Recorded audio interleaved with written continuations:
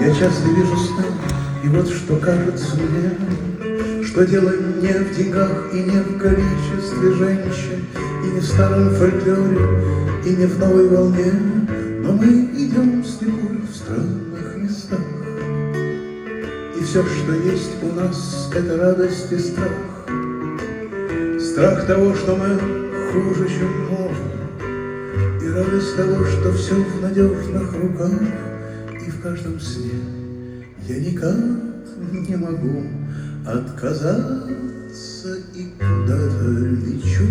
Но когда я проснусь, я надеюсь, ты будешь со мной.